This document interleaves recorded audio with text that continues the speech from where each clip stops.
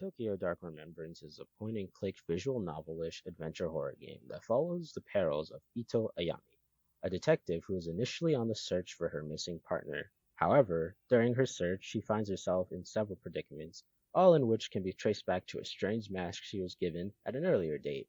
Despite the hardships she faces, Ito is determined to find the truth behind the mask by any means necessary. The game originally started as a Kickstarter campaign with a goal of 40,000, but blew that goal, raising over 200,000. That being said, the budget still wasn't all that huge for a game, and putting that into consideration, it's still a generally good game.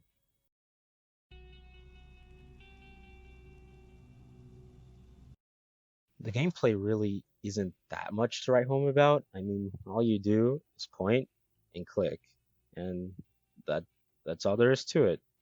That being said, I think the gameplay choice effectively gives off the feeling of uncomfortableness that a straight up visual novel wouldn't be able to. It allows the player to focus on details while still having to interact with things themselves. The game itself isn't really at all scary per se, but it definitely gives off an eerie vibe. The music especially does a good job of getting the tone across, and in all honesty, was probably the best part of the game.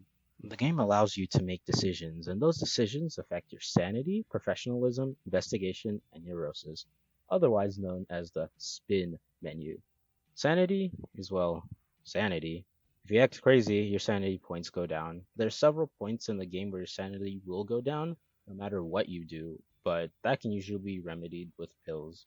Professionalism is dependent on how much of a detective you're acting like. The game really does give you options to do things you probably shouldn't be doing. A more mild example being drinking while on duty. Honestly, I have no idea what investigation is. I think it's just like clicking stuff, and if it relates to the investigation, it will go up.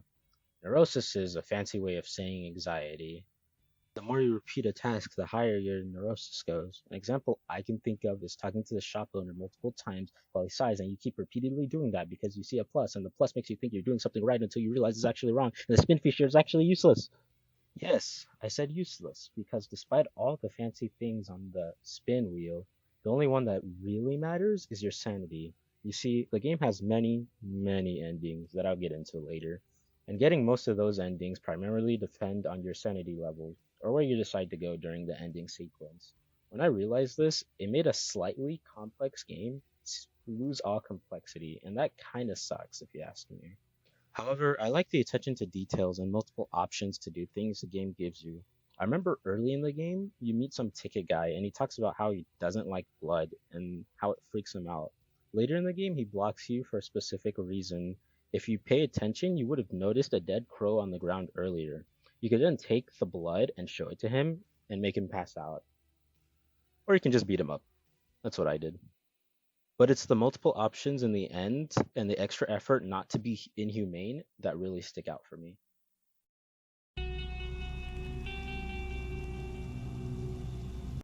The plot of this game is actually not that bad. Detective Ito is given a mask at an earlier point in time, and things go downhill from there. Like, really downhill. The whole point of the mask is that it essentially makes her go insane, and the reason she can't shake it is because it always finds its way back to her, or something weird like that. Even if it wasn't the case, though, it held some sort of importance.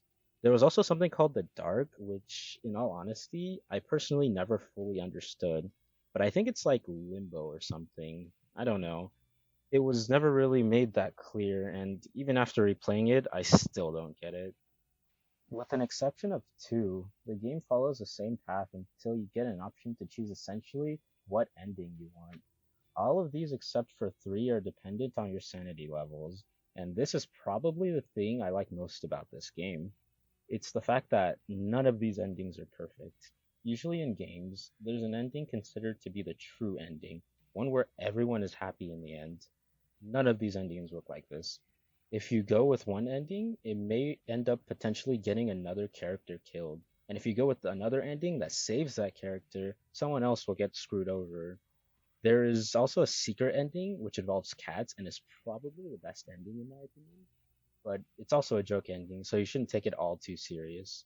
There are also three characters who have their own stories: a hostess, a wannabe chef, and a dumb as rocks janitor. Depending on what you tell them or what you do to them at an earlier point in the stage, they get a good or bad ending. In some of these cases, their bad ending is really, really bad.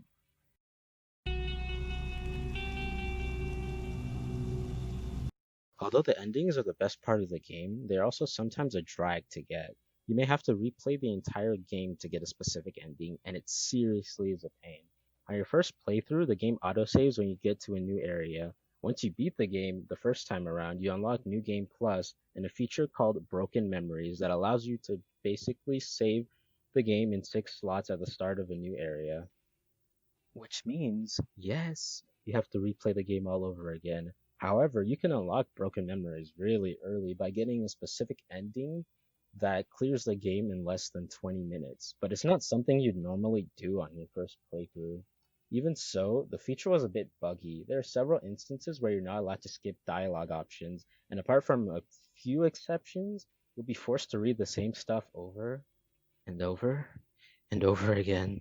It's not really that fun I don't know, fourth time around? Now, there are new dialogue options the second time around. Ito and a few characters bring up the fact that they feel like this has all happened before, but it doesn't change anything at all. I didn't really see the need for them to point stuff out if they weren't going to do anything with it, but it's still mildly enjoyable seeing something you didn't see the first time around.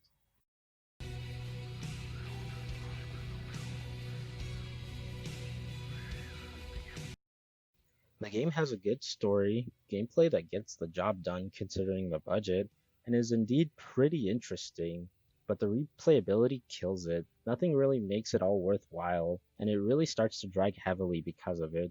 If you want a game finished in a short amount of time, I'd recommend it. But if you're looking for something longer and more engaging, I think it's best to look elsewhere. I still say overall, though, I thoroughly enjoyed the game, the first time at least.